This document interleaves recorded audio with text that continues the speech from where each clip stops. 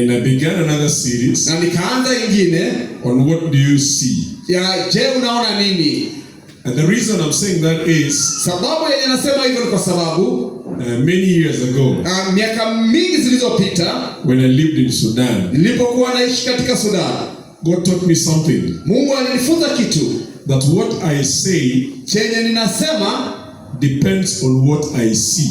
Inatokana na kile chenye naona. What you say. Chenye unasema. Depends on what you see. Inajalishwa na kile chenye umeona.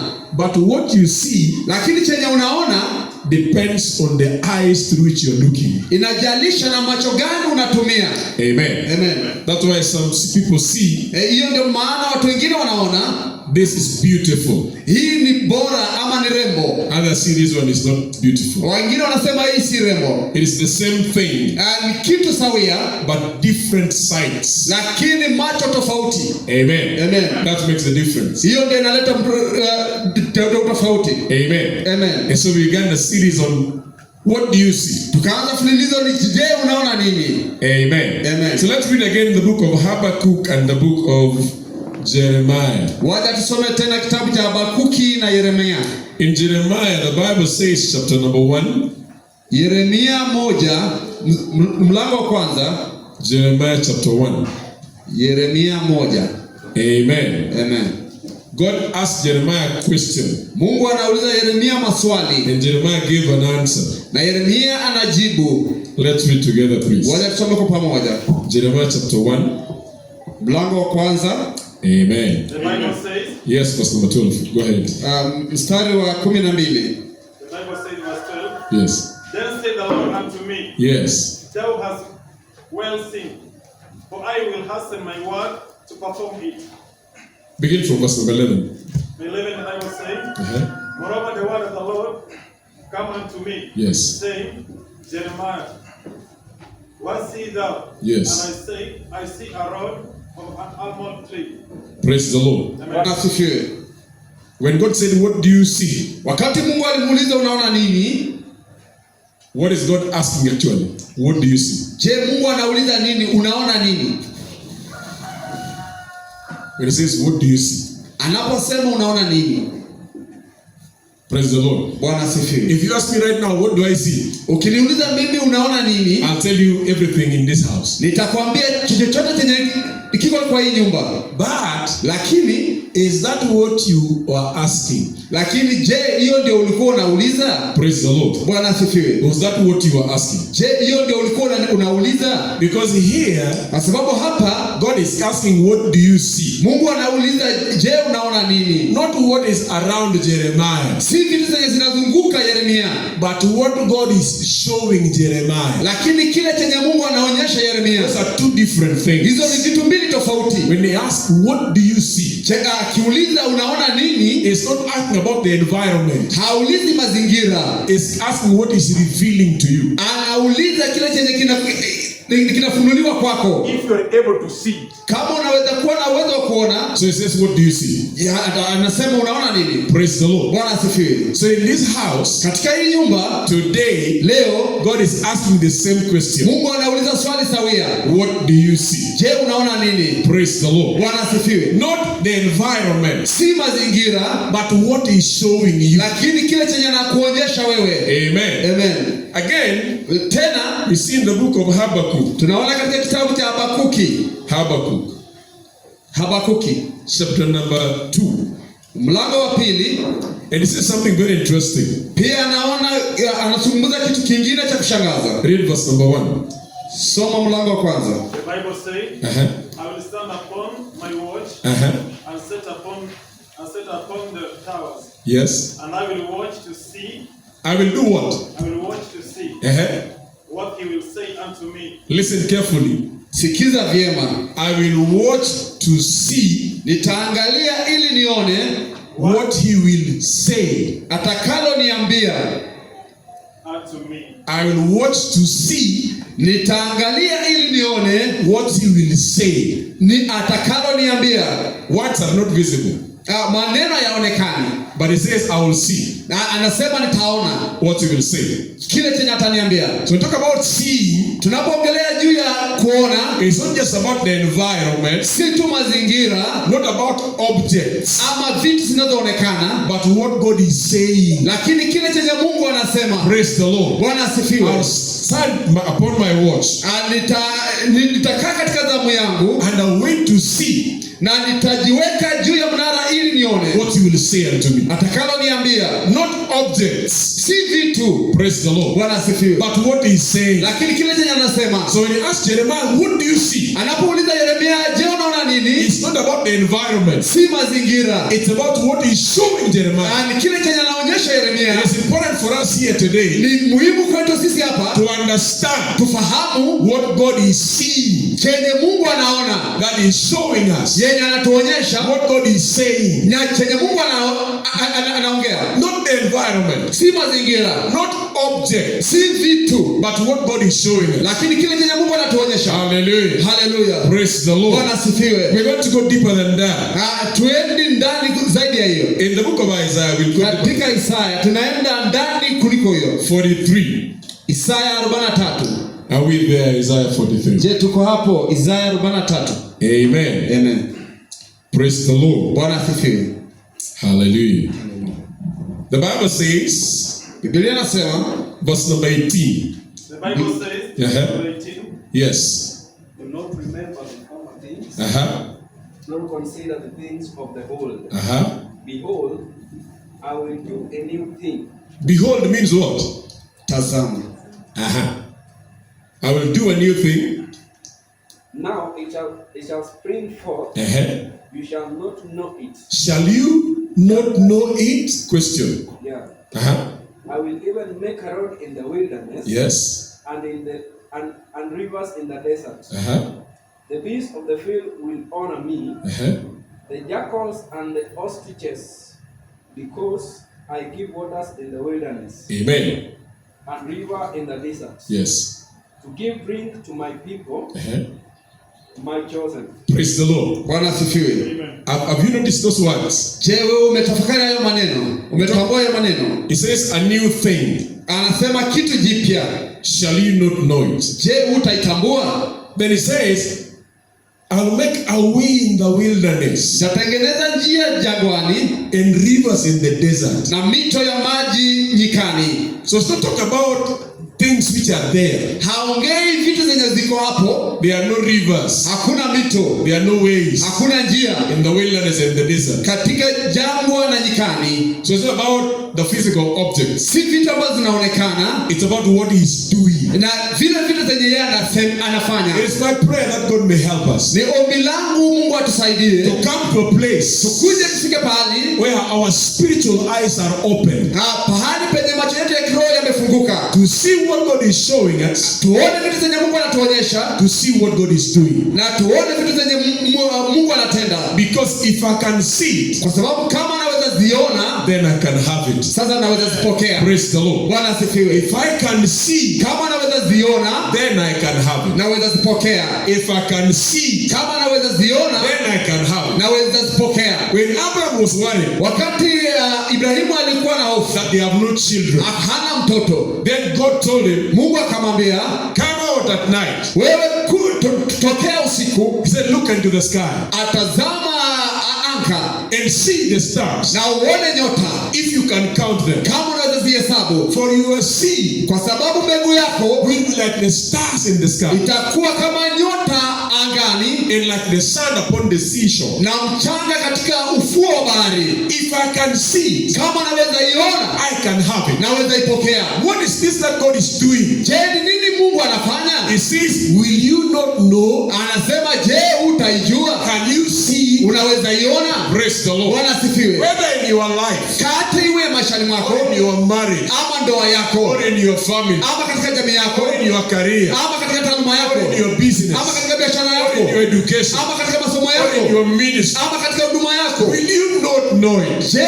utaijua? Can you see? Unaweza iona? Praise the Lord. Bwana asifiwe. Hallelujah. Hallelujah. The Bible says Biblia inasema in the book of Jeremiah, katika kitabu cha Yeremia in Isaiah, na Isaya and the book of Habakkuk, na kitabu cha Habakuki, God calling us to see. Mungu anatuita ili tuone, Not objects, si vitu, not the environment. si mazingira, kwa Because sababu it is not about where we are.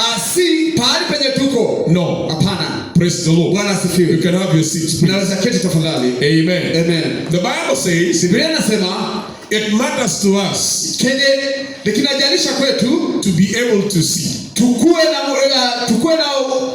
tuone. One of the concerns God has, Kile chenye Mungu, kitu kimoja ambacho chenye Mungu ako nacho, you find out a lot in the book of Jeremiah and Isaiah. tunapata mengi katika kitabu cha Yeremia na Isaya. Since my servants are blind, Anasema watumishi wangu ni vipofu, they cannot see. hawawezi ona. He was not talking about their natural eyes. Hakuwa anaongea juu ya macho ya kiasili. He was talking about seeing what God is doing, Alikuwa anaongelea kuona kile chenye Mungu anafanya, seeing what God is saying. kuona chenye Mungu anazungumza. When we talk Wakati tunaongea and you get the point what somebody means, unapata ile kwa maana ya kile chenye mtu anasema. what do we normally say? Je, tunasema nini? Yes, I see.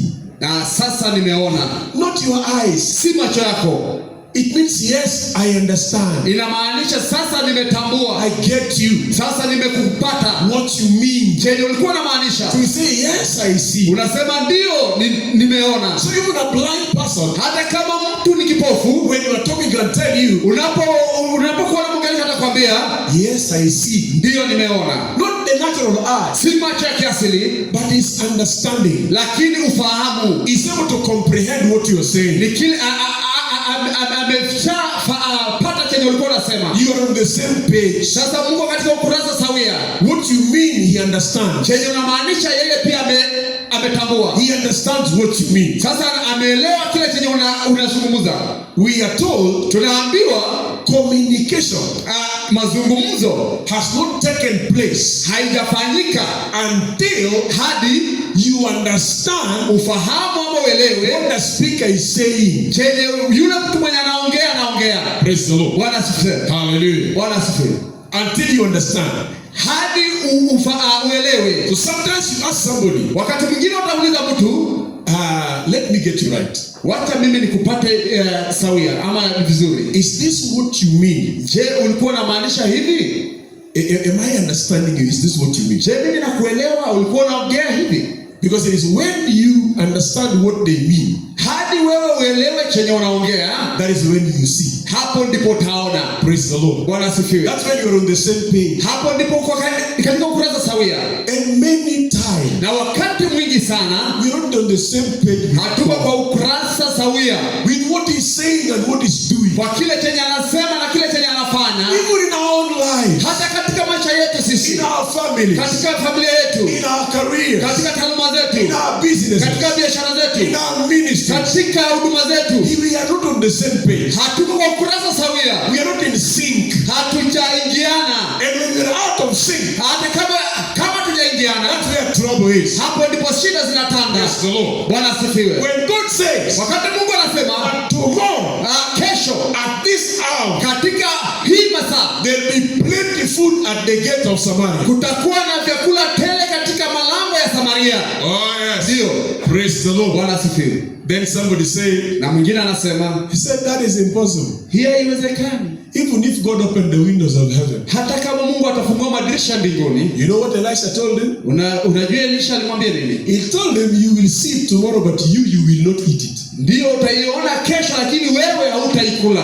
What was the difference? Je, utofauti ulikuwa ni gani? Between Elisha and the king's messenger. Kuhusu kati ya Elisha na yule mjumbe wa mfalme. The king's messenger, mjumbe wa mfalme, was not seeing what Elisha was saying. Hakuwa anaona kile chenye Elisha alikuwa anashiriki. He looked at everything. Alitazama kila kitu around him. Mazingira yake. They have been besieged. Walikuwa wamezingirwa. They cannot go out to buy food. Hawaketoka kwenda kununua chakula. And nobody can supply food into the city. Na hakuna mtu mwenye angeleta chakula katika katika mji wa Samaria. The Syrians are all around them, Wasiria walikuwa wamewazunguka with horses and chariots, wakiwa na farasi na magari ya vita and with weapons. na silaha. And the Bible says, Na Biblia inasema it came to a point ilifika pahali where women begin to eat their children.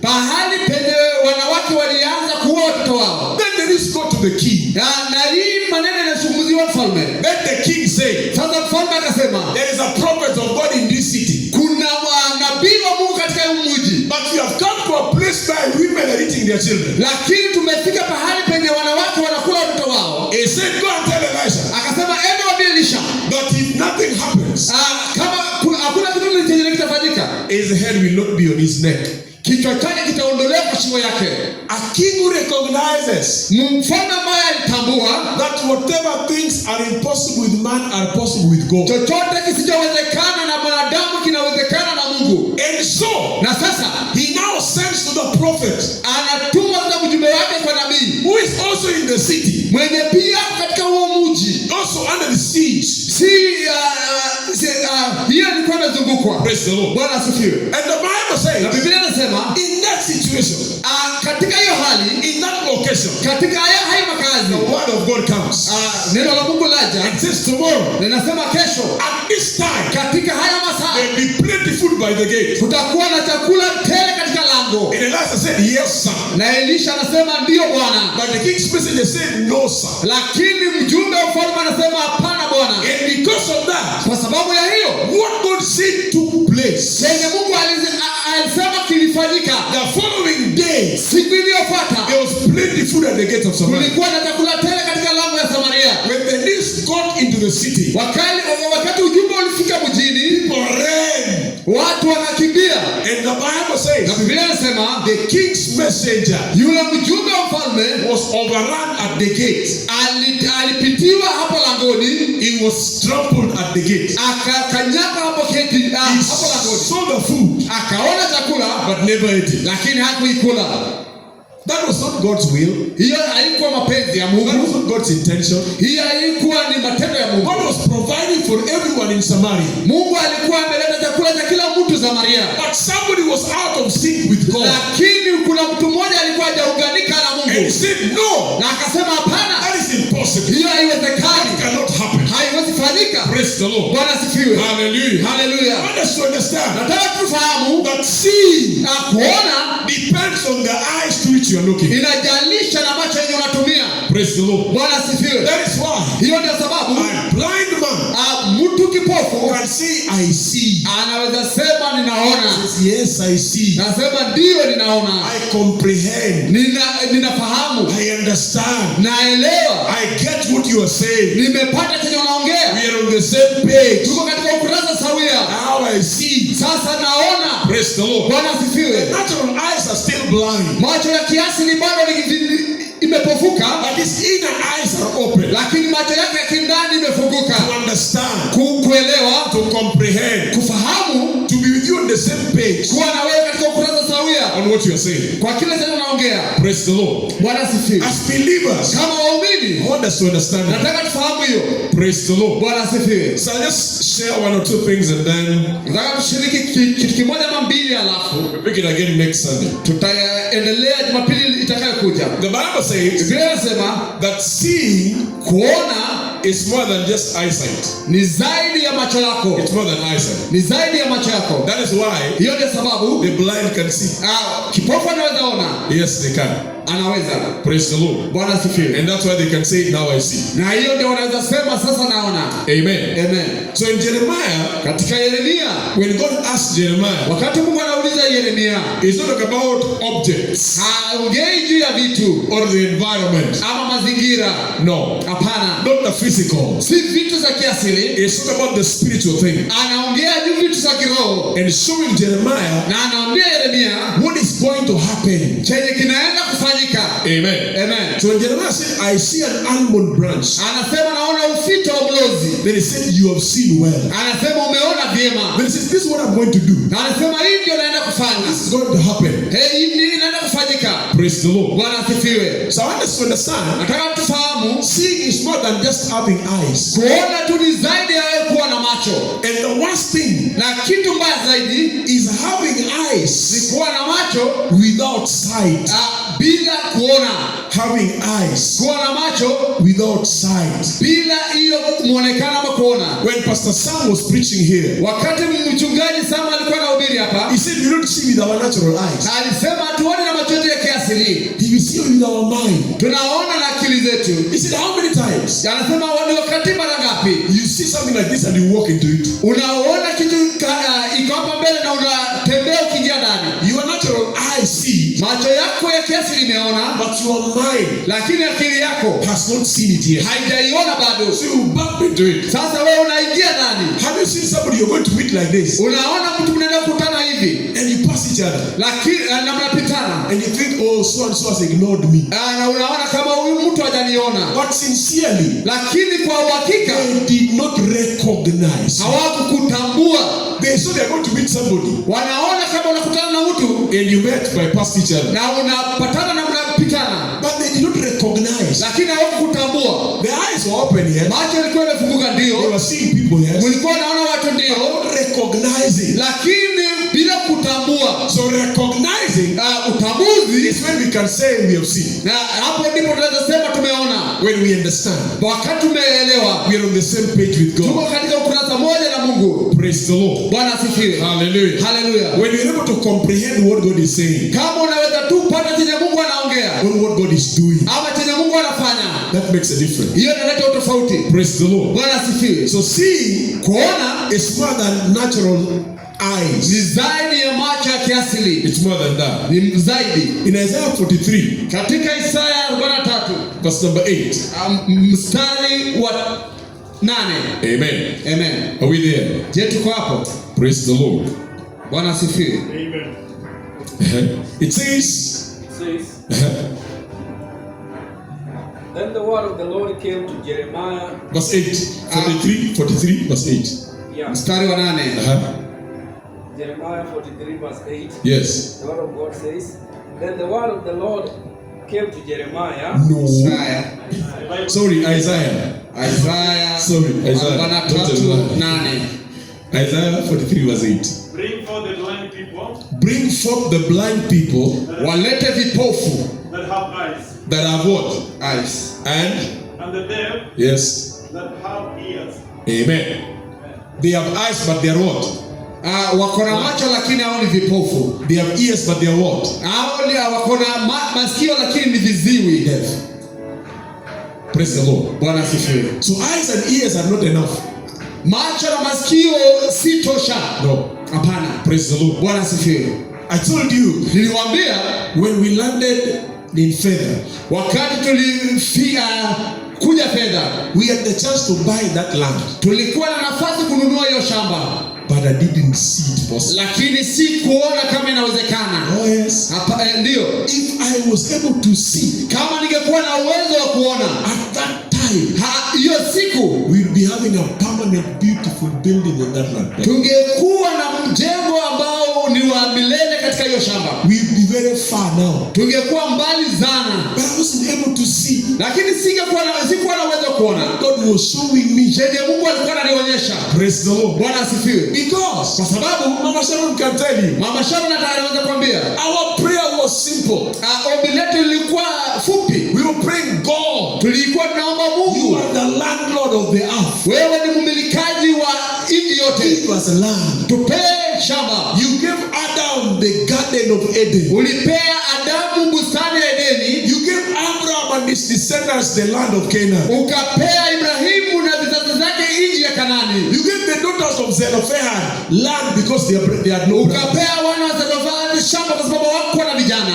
You gave Joshua and Caleb their own land. Ukapewa Yoshua na Caleb shamba yao. Give us land for this ministry. Tupee shamba katika huu mji. That was our prayer. Hiyo ilikuwa ni ombi letu. And surely Na kwa uhakika we went there by a miracle. tukaenda hapo kwa muujiza. I met that lady. Nikapatana na huyo mtu. tu, because faith must accompany with action. kwa sababu ya imani lazima ienende na vitendo. We talked the first week, Tukaongea wiki ya the kwanza, second week, ya pili, the third week. ya tatu. Finally she says, Hatimaye akasema, Pastor, mchungaji, see, I can give you my land, you put church before I start development. naweza kupea shamba yangu weka hapa kanisani kabla sijaanza kujenga. I didn't believe my ears. Sikuamini masikio yangu. Then she picked the phone and called her servant. Akachukua simu na akapigia mtumishi wake, And the servant came. na yule mtendakazi wake akaja. Then while we are still waiting, Tunapokuwa bado tunangoja, she called the second time. akapiga tena mara ya pili. Nyakundi, where are you? Akasema, wewe uko wapi I Nyakundi? said, Mom, I'm coming, I'm in the field. Akasema, mama nakuja. After some time again, she called the third time. Baada ya muda tena akapiga mara ya tatu. Nyakundi, where are you? Akasema, Nyakundi uko wapi? Mom, I'm downstairs, I'm climbing the stairs. Niko hapa hivi chini na panda juu. So Nyakundi comes, Nyakundi akaja.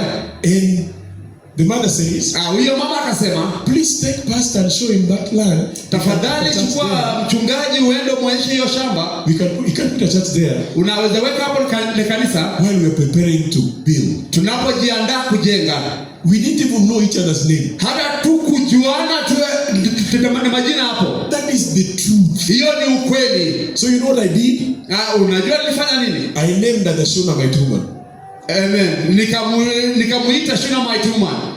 And one day she was looking for me. She said, there's this person who called me the Shunammite. I don't know where he is nowadays. Siku zingine alikuwa anatafuta, kuna yule mchungaji mwenye alikuwa ananiita Shunammite. Sijui kwa. We didn't even know, introduce ourselves and speak our name. Hata kujitambulisha katika huo mkutano. But that is just the entry point. Lakini hiyo tu ilikuwa ndio mlango. Once we landed on that land, Tulipofika katika hiyo shamba, we began to build. tukaanza kuendelea. I went for a meeting in Kisumu. Nikaenda katika mkutano Kisumu. Pastor Joseph and those who were working on the land. Mchungaji Joseph na wale wenye walikuwa wanafanya kazi kwa hiyo shamba. I am used to working myself. Mimi ninapenda kutumika mimi mwenyewe. Even that one we were building ourselves. Hata hiyo pia tulikuwa tunajenga sisi wenyewe. So somebody comes and says, how are you? Mtu akakuja akasema, mko aje? What are you doing? Je, mnafanya nini? Said, yeah, we are building a church. Tunajenga hapa kanisa. Said, are you putting a church here? Yes. Mnajenga hapa kanisa ndio. I said, then why don't you claim this one also? Je, kwa nini msichukue hii pia? The next plot. Ile yenye nafuata. Then you can have the two pieces. Ili mkue na mbili. And then you can now build pastor's house in this one and church this one. Sasa mjenge nyumba ya mchungaji kwa hii na kanisa hapa. Did you know? Je, ujui? That was the actual owner of that land. Huyo ndiye alikuwa mmilikaji wa ukweli wa hiyo shamba. He said, I want 2.5 million. Nataka tu milioni 2.5. Negotiable.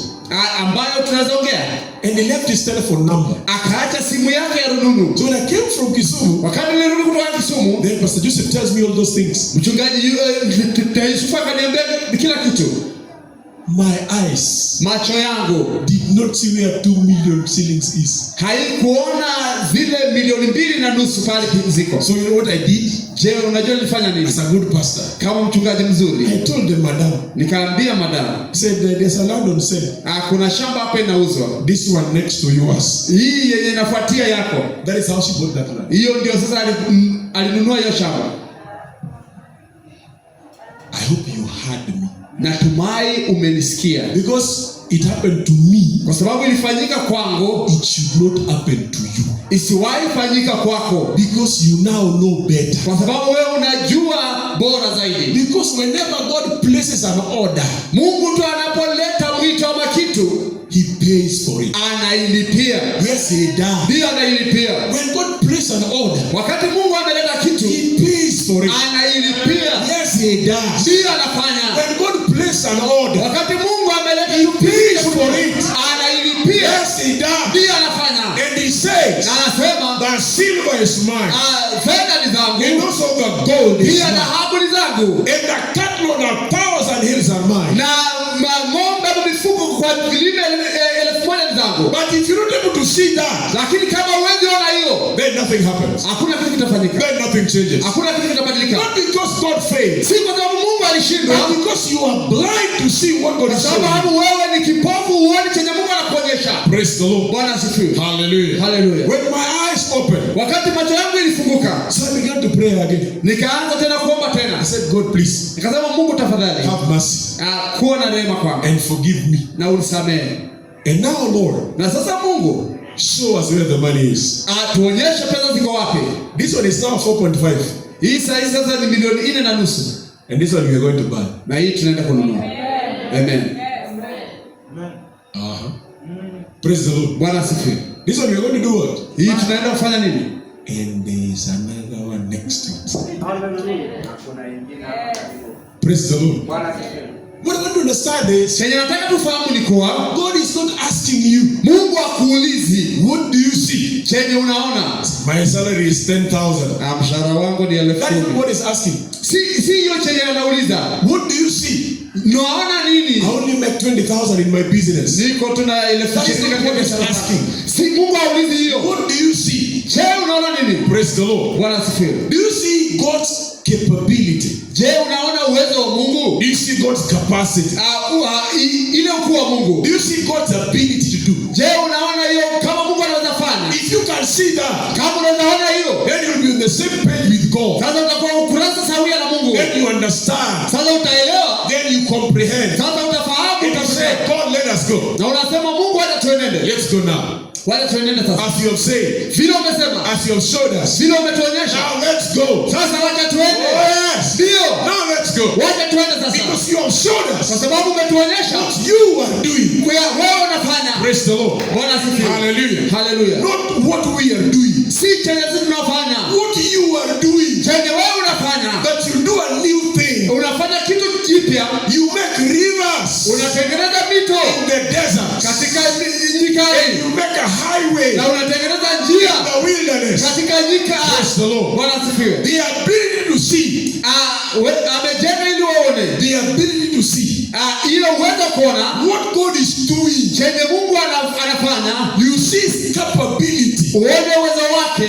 See what he's able to do. Uone kile anaweza fanya kufanya. Yesterday, Jana we had a wedding here tulikuwa na harusi hapa in Satan. katika hii kanisa ya Sita. So we're there yesterday with Mami. Tulikuwa hapo hivyo na mami jana. Then we met a young man, Nikapatana hapa na kijana Fred Etienne. akiitwa Fred Etienne. He comes from Teso. Anatoka kule Tesoland. He was one of our youths Alikuwa ni mwanarika wetu with Pastor Henry and others. tukiwa na mchungaji Henry na wengine. And he began to share with us his testimony. Akaanza kushiriki na sisi ushuhuda wake. He said, is Mami around? Akasema, je, mama yako karibu? I said, yes. Akasema ndio. He said, I have something to tell her. Niko na kitu cha kumwambia. So I called Mami. Nikaita mami. Then Fred says, Fred akasema, Mami, unajua mama, you're the one who introduced me to children ministry. wewe ndio ulinitambulisha katika huduma ya watoto. Because Fred was a youth in the Kwa church. sababu alikuwa ni mwanarika kanisani. I told Fred, why don't you come Je, kwa nini usikuje and we minister to the children? ili upate kuketi na watoto? So he said, you're the one who built my confidence that even me, God can. Wewe ndio ulijenga ujasiri wangu hapo ndani. Praise the Lord. Bwana asifiwe. Hallelujah. Hallelujah. Then what happened? Je, nini ilifanyika? So Fred joined the Sunday school, Fred akaunganika katika watoto, served with Mami akatumika na mama till we went to Sudan. hadi tukaenda Sudan. From that point, Kuanzia hapo Fred went to Bible school. akaenda katika chuo cha Biblia. Yes. Ndio. And he studied biblical studies and interpretation, Bible translation. Akasoma ile tafsiri ya Biblia. Amen. Amen. Then the second thing happened. Kitu cha pili kafanyika. He is in Nairobi with his wife. Ako katika Nairobi na bibi yake. And God tells them to go to Teso. Na Mungu anamwambia aende Teso. These are graduates. Huyu ni mtu mwenye amehitimu. And all of them are working. Na wote wanafanya kazi. How do you go to Teso? Je, utaenda Teso vipi? When he goes to Teso, Wakati anaenda Teso, then God opens a door Mungu anafungua mlango for Fred kwa Fred to start a Bible translation kuanzisha tafsiri ya Biblia to Teso language. Katika Teso. As he's doing that, Vile anafanya hivyo, then he's invited for a conference in Tanzania. anaalikwa katika kongamano Tanzania. That is the first time he entered an aeroplane. Hiyo ni mara yake ya kwanza kuingia katika ndege. Not in Nairobi. Si Nairobi. While he has been moved to Teso. Wakati tu amebadilisha makazi Teso. Then after the conference in Tanzania, Wakati kwa hiyo kongamano Tanzania, he came back. akarudi. They planted the church. Wakaendelea na kanisa. And then Na sasa he's invited for a training in Israel. akaalikwa katika mafunzo kule Israeli. So he flew from Teso Akapaa kutoka Teso to Nairobi, hadi Nairobi, then from Nairobi kuanzia Nairobi to Israel. hadi Israeli.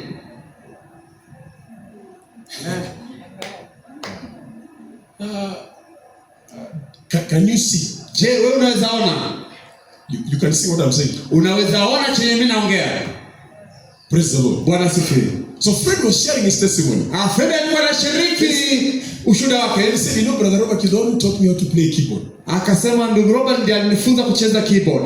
I cannot play keyboard when these guys are around. Siwezi cheza keyboard wakati hawa ni vijana wako. Because I've not reached that level. Kwa sababu sijafika kile kiwango. But the little that I knew, lakini kile kidogo chenye nilikuwa nacho nilimfunza. So Fred is a pastor. Fred ni mchungaji. He's a Bible translator. Yeye ni mtafsiri, anatafsiri Biblia. He has flown to Tanzania for training, flown to Israel for training. Amepaa hadi Tanzania na Israeli kwa mafunzo. When you see what God is showing you, wakati unaona kile chenye Mungu anakuonyesha, and you know what? Na unajua nini? When God was finished with them in Teso, they have come back to Nairobi. Wakati Mungu alimalizana nao kule Teso, wamerudi Nairobi. Praise the Lord. Bwana sifiwe. And now they continue in their house in Nairobi. Sasa wanaendelea katika nyumba yao hapa Nairobi. The wife is now a TVET teacher. Bibi yake saizi anafunzwa katika masomo ya diploma ya college. Difficult. Ilikuwa ni vigumu to leave Nairobi to go back to the village Teso. Kutoka Nairobi kurudi Teso katika kijiji. But when he saw what God was showing him, lakini alipoona kile chenye Mungu anamuonyesha and followed it, na akaifuata, he has a testimony today. Ako na ushuhuda leo. Praise the Lord. Bwana sifiwe. I want us to understand. Nataka tu tufahamu your life maisha yako does not depend on your natural sight. Haitokani na macho yako ya kiasili. Praise the Lord. Bwana sifiwe. Your eyes, macho yako is not enough. Your outward natural eyes. Haitoshi, macho yako ya kiasili haitoshi. Praise the Lord. Bwana sifiwe. Not even your natural ears. Hata macho yako ya kiasili. Praise the Lord. Bwana sifiwe. The Bible says, Biblia inasema there is more than that. Kuna zaidi ya hiyo. Because God is spirit. Kwa sababu Mungu anaongea. That's why we talk of visions. Hapo ndipo tunaongelea katika maono. Visions are not seen with the naked eyes. Maono hayaonekani na macho ya kiasili. No. Hapana. You can be asleep. Unaweza kuwa umelala, but you are seeing a vision. Lakini wewe unaona maono. God is showing you things. Mungu anakuonyesha vitu. You are asleep. Unalala, but God is speaking to you. Lakini Mungu ananena nawe. And you hear and you understand. Na unasikia na unafahamu. It's more than the physical. Ni zaidi ya kiasili. It's more than the natural. Ni zaidi ya kiasili. And sometimes, na wakati mwingine, the things that God show you, vitu zenye Mungu anakuonyesha, may sound foolish. Zinaonekana za kipumbavu. Oh yes. Ndio. They can look incoherent. Inaweza onekana kama haienendi. Or out of place. Ama zimeshapitwa na wakati. Think of this. Tafakari haya. There's a famine in the land. Kuna jamii, kuna njaa katika mji. And there's a widow. Na kuna yule mjane in Zarephath. Katika Zarephath. And she has a son. Na akona mtoto. She's a widow. Yeye ni mjane. She has a son. Na akona mtoto. And they are down to their last bowl of flour. Na wako chini na wamebakisha unga yao ya mwisho.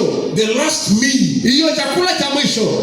The woman say, chenye mwanamke anasema, eat and then we die. Tunakula na tufe. Then God speaks to Elijah. Na Mungu ananena na Elisha. He says, Elijah, na anasema Elijah, today I did not send the rabbits to bring you meat. Leo sikutuma kunguni kuletea chakula. And also the well has dried. Na pia kile kisima kimekauka. Because kwa sababu I am sending you to a widow woman. Kwa sababu mimi nakutuma kwa mwanamke mjane. In Zarephath. Katika Zarephath. I have commanded her to take care of you. Nimeamrisha ili apate kukulinda. Just read your Bible. Wewe soma Biblia yako. All those things don't make sense. Vile vitu zote haziwezi leta ufahamu wote. But a prophet of God, lakini nabii wa Mungu, is going to a widow's home. Anaenda kwa nyumba ya mjane. For a widow to take care of her. Ili mwanamke yule mjane apate kumlinda. That will be on TikTok, on Facebook, on Twitter, on X. Hiyo itakuwa katika mitandao zote. Say yeah. Inasema ndio. False prophets. Yule ni manabii wa uongo. Exploiting widows. Akiwa anatesa wajane. mjane. This man is not a man of God. Huyu mtu si mtu mtumishi wa Mungu. Knows nothing about God. Hajui chochote kuhusu Mungu. Which God is this? Je, Mungu gani huyu? Can send a prophet. Mwenye anatuma nabii. To live with a widow woman. Aishi katika na mjane. A poor widow. Yule mjane mwenye hana kitu. Who has a son. Mwenye akona mtoto. Praise the Lord. Bwana asifiwe. Today, leo 99.99% of us 99.99% won't see it. Hawataiona. Then number 2. Ya pili, this prophet is a man. Huyu nabii ni mwanamume.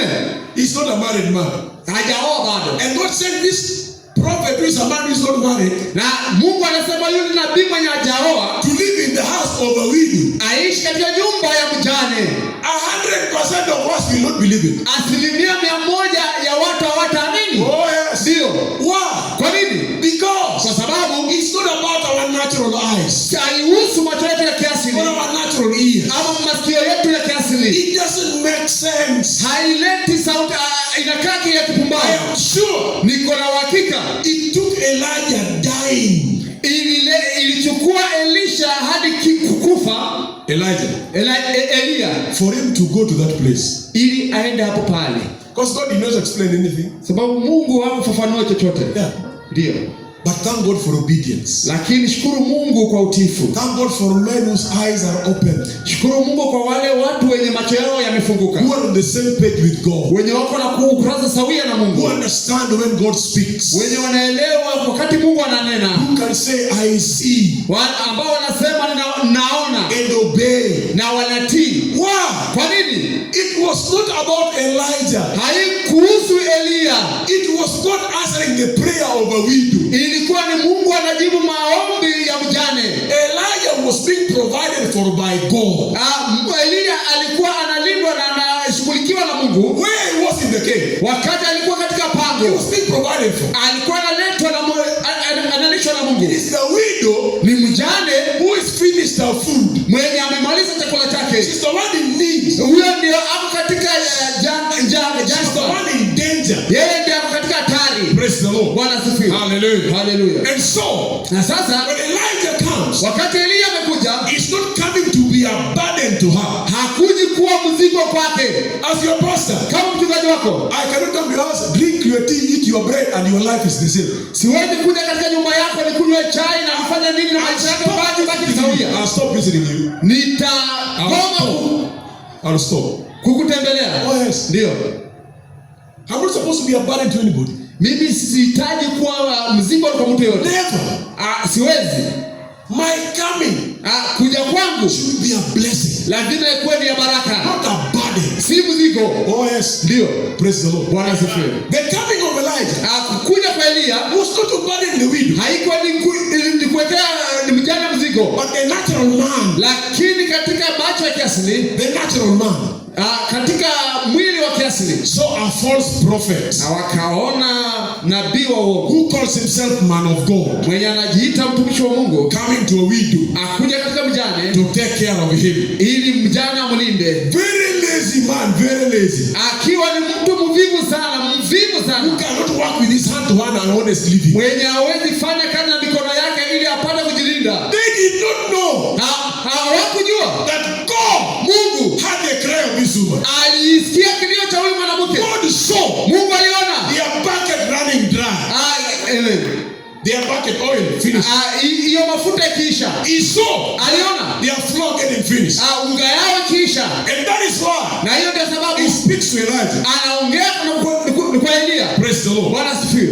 People don't see that. Na watu hawakuona hiyo. But that's what God was doing. Na hiyo ndio Mungu alikuwa anafanya. It wasn't about Elijah. Haikuhusu Elia. Have you read your Bible? Je, umesoma Biblia yako? How many times did God feed Elijah? Ni mara ngapi Mungu amelisha Elia? Oh yes. Ndio. How many times? Je, ni mara ngapi? How many times? Mara ngapi? Praise the Lord. Bwana asifiwe. As a man of God, kama mtumishi wa Mungu, I know God can pay me anytime, anywhere. Najua Mungu anaweza nilipa wakati wowote pahali popote. By any means. Akitumia mbinu yoyote. Oh yes. Ndio. That's how I live my life. Hiyo ndio mimi wanaishi maisha yangu. Me, I don't go preaching somewhere and then I ask for money. No. Siwezi enda kuhubiri pahali na niulize pesa. Whether I have money or I don't have, I don't ask. Hata kama niko na pesa ama sina, siwezi uliza. Because I may be asking where the check is not. Kwa sababu naweza kuwa nauliza pahali penye cheki yangu haiko hapo. The check has been written somewhere. Cheki yangu imeandikwa pale pengine. So I finish my assignment, I go home. Na maliza ile mwaliko wangu na mimi naenda nyumbani. I was talking to a pastor friend of mine yesterday, a bishop. Nimetembea na mchungaji mwingine, askofu. I was talking to him yesterday. Nilikuwa namuongelesha jana. And he was telling me how he went to Uganda. Na alikuwa ananiambia vile alienda Uganda. And he preached. Na akahubiri Crusade and revival. Mikutano na kongamano. And finished. Za ufifio. Akamaliza. And then, na sasa, he was on his way back. Alikuwa sasa narudi. With nothing. Akiwa hana chochote. Guess what did? Je, wewe tambua nini ilifanyika? When he arrived at his door, wakati alifika katika mlango wake in Nairobi, katika Nairobi, and turned off the car, na kazima gari yake, there was no fuel even to start the car there. Hakukuwa na mafuta hata ya kuwasha gari hapo. How do you complain? Je, wewe utalalamikaje? How? Yani God made sure, Mungu alihakikisha, whether the fuel in the tank is 5 liters or 3 liters, hata kama mafuta yenye iko ndani ya gari ni lita 3 ama 4, itakufikisha kwa mlango ya nyumba yako. Amen. How do you complain? Je, wewe utalalamika vipi? Praise the Lord. Bwana asifiwe. The Bible says that what you say chenye unazungumza depends on what you see. Inatokana kwa kile chenye umeona. And what you see na kile chenye unaona depends on your sight. Inatokana na macho yako. Praise the Lord. Bwana asifiwe. Hallelujah. Hallelujah. Today, leo, I want us to understand. Nataka tufahamu, it's the will of God. Ni mapenzi ya Mungu that our eyes of understanding be open. Macho yetu ya ufahamu ifunguke. Yes. Ndio. That our eyes of understanding be open. Macho yetu ya ufahamu ifunguke. I just read 2 verses and stop. Nataka tunisome mistari 2 na nimalize. Amen. Amen. Praise the Lord. Bwana asifiwe. In Jeremiah, katika Yeremia 33, Yeremia 33 verse 1 to verse 3, kuanzia 1 hadi 3. Amen. Amen. Then we're going to read also from Isaiah. Na pia tunaenda kusoma tena kutoka kwa Isaya. Amen. Jeremiah, the Bible says, yes. Moreover, the word of the Lord came unto Jeremiah second time. Yes. When he was yet shut up in the court of prison, saying, Thus saith the Lord, the Maker, therefore, yes. the Lord that formed it, yes. who established it, yes. the Lord his name. Call unto me, I will answer thee. And I will show you. I will do what? Show you. I will do what? I will show you. What? Great and mighty things, which thou knowest not. Do you think those are things in your environment? No. Amen. Oh. Are those things in your family? Je, hizo vitu ziko katika jamii yenu? Or in your village? Ama katika kijiji chenu? Or in your city? Ama katika mji wenu? Or in your country? Ama katika nchi yenu? Or in your continent? Ama katika bara lenu? These great and mighty things, sema vitu vikubwa na vikuu, that you know nothing about, ambazo usijui. What will I do? Je, mimi nitafanya nini? I will show you. Nitakuonyesha. Nitakuonyesha. If I show you, kama nitakuonyesha, you should be able to see. Lazima ukue na nguvu ya kuona, uwezo wa kuona. I hope that when I show you, natumai ninapokuonyesha, you'll be able to see. Utakuwa na uwezo wa kuona. I pray that when I show you, ninaomba nitakapokuonyesha, you'll be able to see. Utakuwa na uwezo wa kuona. Praise the Lord. Bwana asifiwe. I pray that when I tell you, ninaomba nitakapokuambia, you'll be able to understand. Ukue na ufahamu, ukue na uwezo wa kufahamu. You'll be able to believe it. Ukue na uwezo wa kuamini. You'll be able to receive it. Ukue na uwezo wa kuipokea. Because when Elijah arrived, kwa sababu Elia alienda, now the ball was in our court. Sasa mpira ilikuwa katika uwanja wake. Elijah's done what God has said. Elia amefanya kile chenye Mungu amefanya. And the Bible says, na Biblia inasema, when Elijah arrived, wakati Elia alifika, he found this woman, akapata huyu mwanamke gathering 2 sticks, anakusanya kuni 2 to go and cook that last meal, ili aenda apike kile chakula cha mwisho. So Elijah greets her. Elia anamsalimia, please can you help me with a cup of water? Nisaidie na kikombe cha maji. Then she's going to get the cup of water. Anaenda kuleta kikombe cha maji. Then Elijah says, Elia tena anasema, wait a minute, ngoja kidogo, bake for me a piece of cake also. Wewe pia nitengenezee keki ndogo pia. Then I said, hapana. Hapo ndio shida kaanza. Simama hapo kwa maji. Amen. She said, anasema, I am gathering 2 sticks na kusanya kuni mbili to go and cook the last meal, niende nipike chakula cha mwisho so that we can eat with my son ili tule na kijana yangu and we die. na tukufe. Praise the Lord. Bwana asifiwe. Hallelujah. Hallelujah. Then Elijah said, Sasa Elia anasema, do as I've told you. fanya vile nimekuambia. Because the Lord says, So Mungu anasema, your bowl of flour will never run dry. hiyo bakuli yako ya unga itaisha. And your cruse of oil will never run dry. Na hiyo chupa la mafuta halitawahi isha. Praise the Lord. Bwana asifiwe. Now, Sasa this is the last one. hii ni ya mwisho. We say a bird in hand is worth 2 in the bush. Tunasema ndege ndani ya mkono ni zaidi ya 2 ambazo ziko katika jangwa. The bird in hand is this bowl of flour and cruse of oil. Ndege katika mkono ni hii bakuli la unga na hii chupa ya mafuta. So does this widow risk? Je, huyu mjane hatarishi Making cake for Elijah, kutengenezea mkate Elia, and then her and her son die? na yeye na kijana yake wafe? Or Ama will she believe God ama ataamini tu Mungu and obey God? na atii Mungu? Praise the Lord. Bwana asifiwe.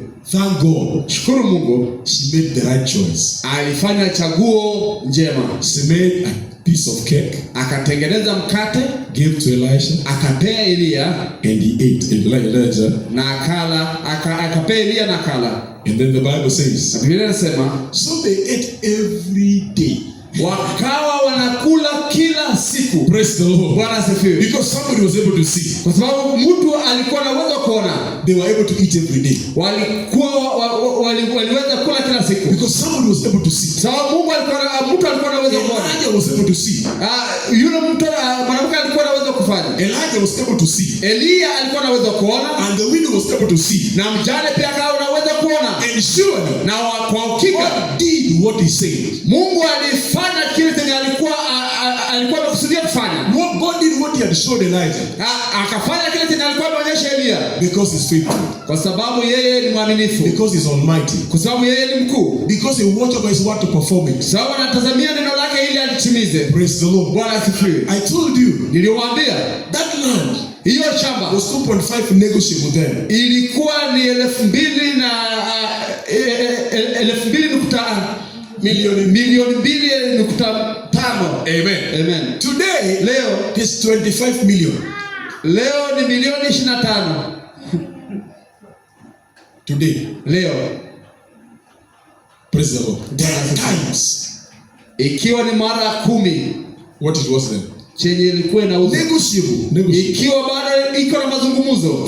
Then. Hapa ilikuwa na mazungumzo. So we could have bought it for 2 million. Tungeinunua na milioni 2. Praise the Lord. Bwana asifiwe.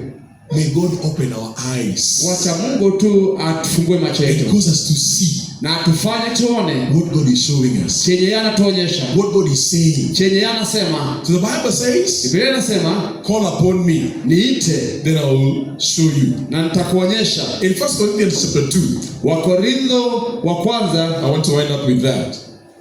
Wakorintho wa kwanza 2. The Apostle Paul writing to the Corinthian church, Mtume Paulo anaandika kwa kanisa la Wakorintho, is quoting Isaiah. Ananukuu Isaya. And I'm reading Corinthians because he says something that we all need to go home with today. Na soma hiyo Wakorintho kwa sababu alizungumza kitu chenye nataka tuchukue hadi nyumbani leo. Praise the Lord. Bwana asifiwe. The Bible says, Biblia inasema in 1 Corinthians chapter 2, Wakorintho wa kwanza 2. 1 Corinthians chapter 2. Verse 9. Are we there? Je, tuko hapo? Praise the Lord. Bwana asifiwe. Amen. From verse 9 to verse number 12.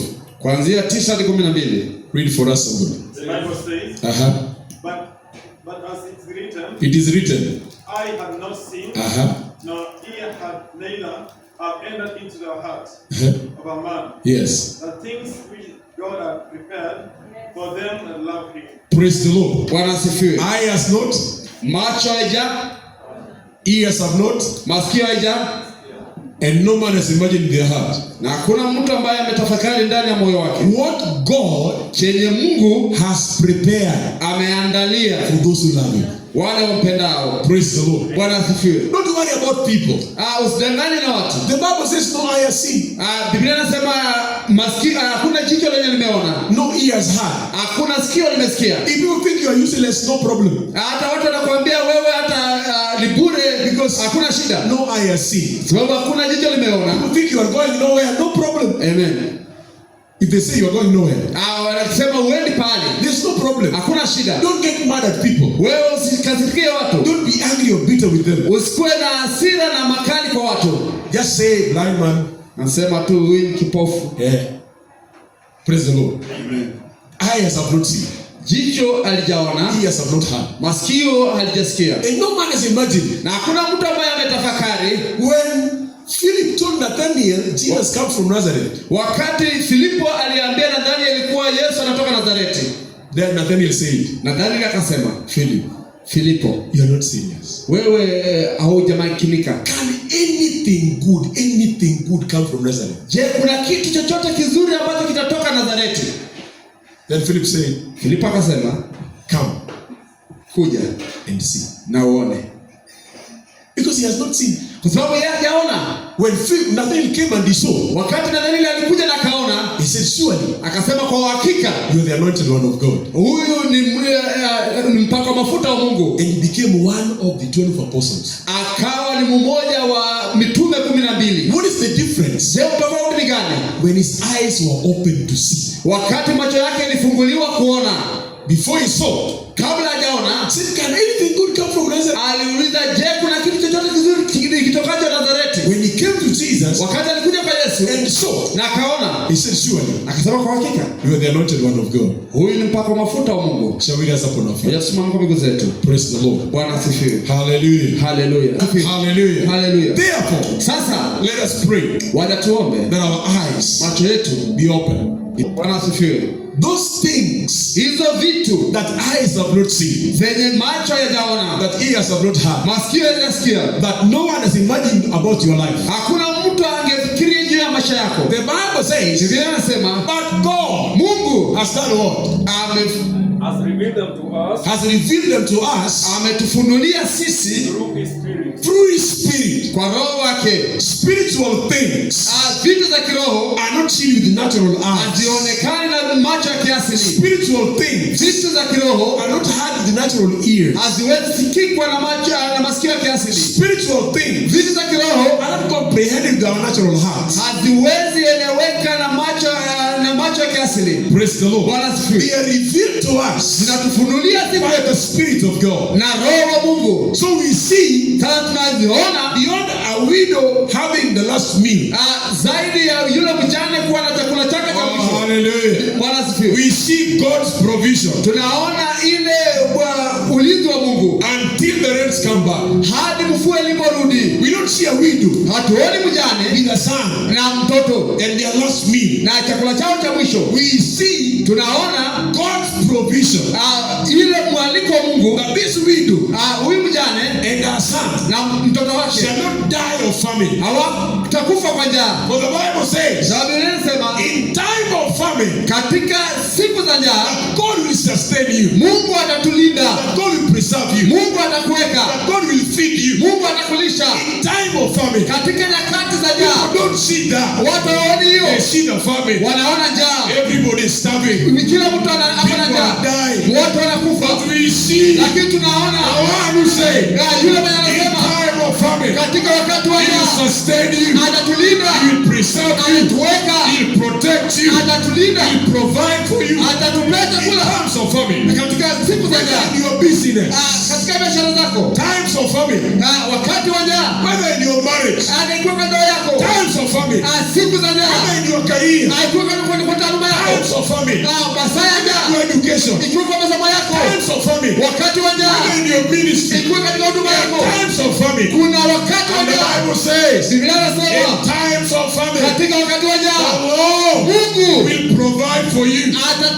He will sustain you. atakulinda, He will supply your needs. atakupea mahitaji In the name yako of Jesus. kwa jina la Yesu. In times of famine. Katika wakati wa njaa, So the times of famine, katika wakati wa njaa, what do we see? je, sisi tunaona We see God's provision. tunaona ile utoshelezo.